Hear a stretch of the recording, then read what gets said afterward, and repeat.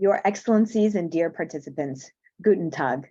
My sincere thanks to our partners at BMZ, BGR, and GIZ for inviting the Natural Resource Governance Institute to co-host this session on the governance dimension of responsible mineral supply chains.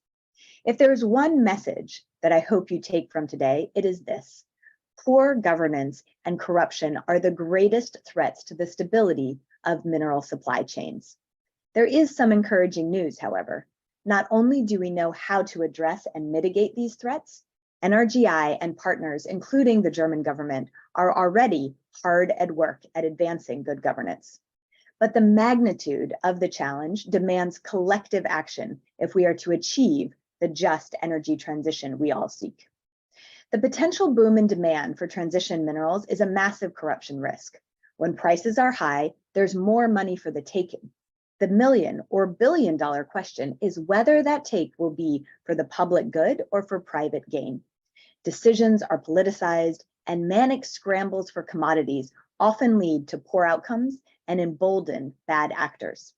Good governance is key to securing equitable benefits for citizens. Put simply, there's no E or S without the G. And it's more commercially efficient. It's easier and faster to get a mine up and running in an environment where governance is strong. So what is good governance? Good governance is prioritizing the needs of citizens, both current and future generations. Good governance is ensuring that a country's mineral endowments contribute to fair and sustainable development for all, not just the elite few.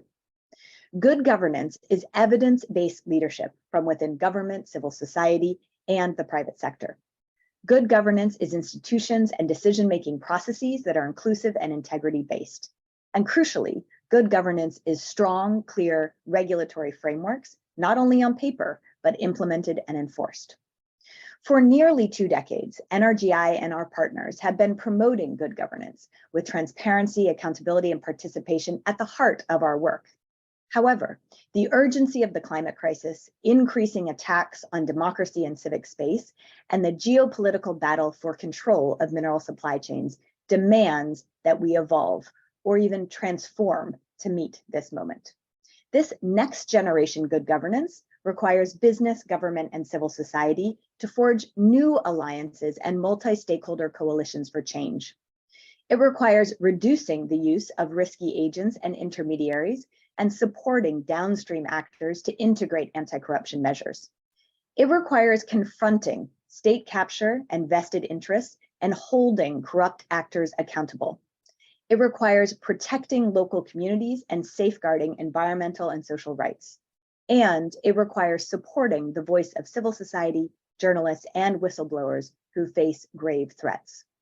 If we succeed in this next generation of good governance, together, we can alleviate poverty, disable kleptocracy, and secure a greener future. Thank you again for your time, and I wish you very fruitful discussions.